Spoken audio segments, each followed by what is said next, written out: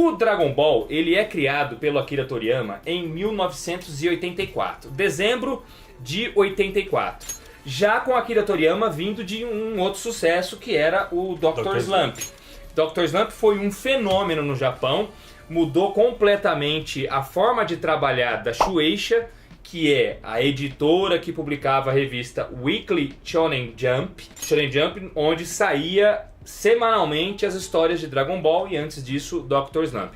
O Dr. Slump mudou tudo dentro da Shueisha e acabou mudando também a própria forma de se pensar mangá do ponto de vista mercadológico. Foi a partir do Dr. Slump que criou-se a ideia de toda vez que sair que um mangá tiver muito sucesso, tem que ter um anime junto. Foi a partir do Dr. Slump também que eles começaram a trabalhar muito mais os produtos derivados, os merchandising. Tamanho que foi o sucesso do Dr. Slump. E aí desencadeou no Dragon Ball. E aí o raio cai duas vezes no mesmo lugar, porque ele vinha de uma série de sucesso. Muito sucesso. O Toriyama, ele sempre foi norteado por uma máxima na vida dele: a preguiça. É dos nossos.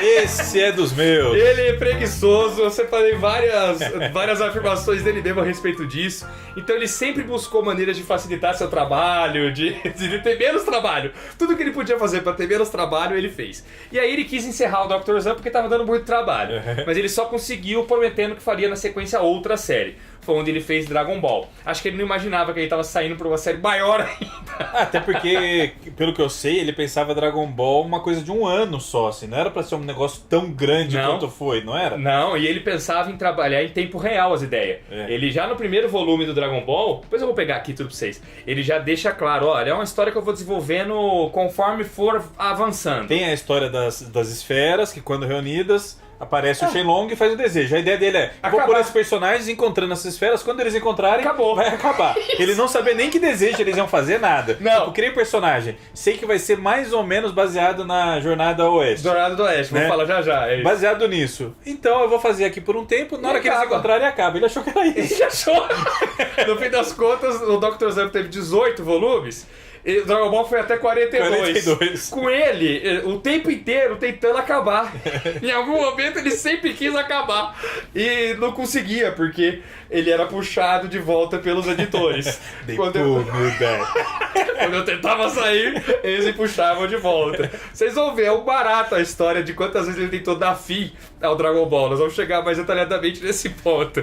E o Dragon Ball dura quase 11 anos, Daniel. Vai até 1995. Isso. E teve um sucesso avassalador. É sem dúvida nenhuma, galera, o mangá mais importante dos últimos 40 anos, tá? Ah, mas e One Piece? One Piece vendeu mais, vende mais. One Piece, tudo bem, tem muito mais sucesso que o Dragon Ball atualmente, mas não é tão importante quanto o Dragon Ball. Ele meio que vem no esteio do Dragon Ball. Total, assim, meio que vem, não. Ele vem totalmente no esteio do Dragon Ball. E o Eiichiro Oda já declarou inúmeras vezes que é muito inspirado pelo mestre Akira Toriyama. Aliás, quem não é inspirado pelo Toriyama? E assim nós temos que falar também uma realidade, né, de que se você fala hoje aqui no Brasil, tá? Vamos falar pro Brasil. Se você pergunta qual é o golpe do Goku, eu acredito que 100% dos nerds vão saber. Se você pergunta qual é o golpe principal do Luffy, não todos vão saber, Daniel.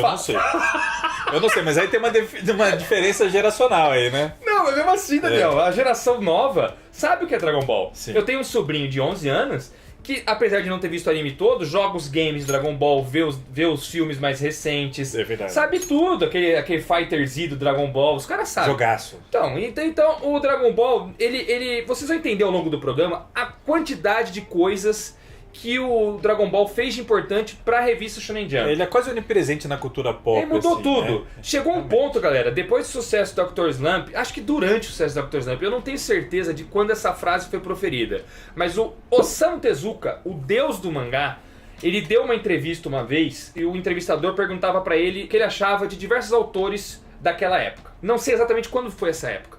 E aí eles falavam o nome, o que você acha desse cara? O que você acha desse cara? O que você acha desse cara? Aí perguntou do Toriyama, o que você acha do Toriyama? Sabe o que ele respondeu do Toriyama? Não. Eu finalmente encontrei meu sucessor. Olha Akira Toriyama. É responsa, isso. Hein? Foi uma puta responsa. E foi isso mesmo que O aconteceu, Osamu Tezuka nunca falou isso, por exemplo, do Shotaro Ishinomori.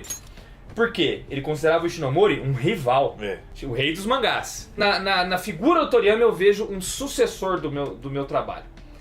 E de fato foi, porque muda muita coisa na Shonen Jump depois, nós vamos chegar nesse ponto. E em 86 já tem o anime, o começo do anime.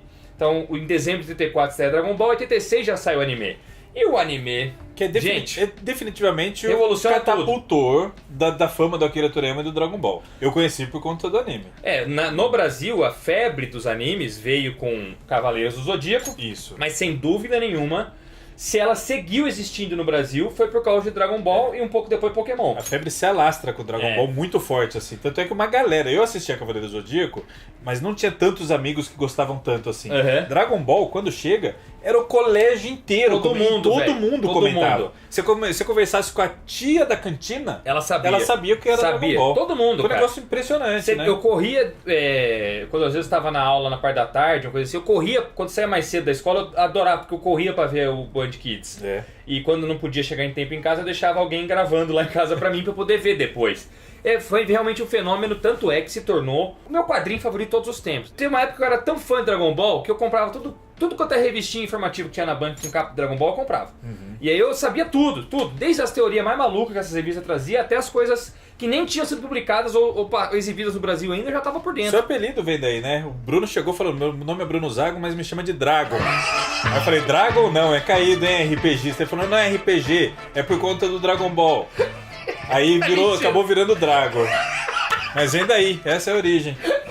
Vem não. Ele se apresentava assim, me chama de Dragon. Mas é uma boa origem. Mas não é daí.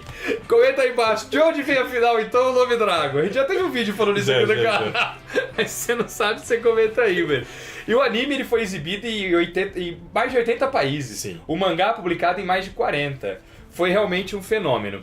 E durante toda a vida do Akira Toriyama na Jump... Não durante toda a vida. Realmente a partir de Dragon Ball. De Dragon Ball pra frente, ou seja, de 1984 até 1995, é o período conhecido como Era de Ouro da Jump. Onde a Jump mais vendeu e onde ela bateu todos os seus recordes. Recordes esses que continuam imbatidos até hoje. Não só recordes dela, recordes do Japão. De publicação de mangá em todo o Japão, né? Uma coisa é bater o recorde próprio, da própria revista. Bateu todos os recordes de venda no Japão, né? No Japão, a ponto de estar no recorde Guinness. A revista da Shonen Jump, que tem a maior venda, é 6 milhões e meio de cópia. Caramba. Ela tá no recorde Guinness como principal... Já pensou em imprimir um gibizinho nessa quantidade, Drago? 6 milhões e meio? Ai, caraca! Que fenômeno, hein, cara? A gente, como editora POC Nanquim aqui, trabalha com tiragem entre 5 e 10 milhões? Não, mil. É fogo, né? 5 e 10 mil, velho. Os caras 6 milhões e meio. Uau. Era de ouro essa que o Dragon Ball, claro, não sustentou sozinho. Tiveram diversos outros mangás e artistas que estavam lá junto e que fizeram essa época gloriosa pra Jump.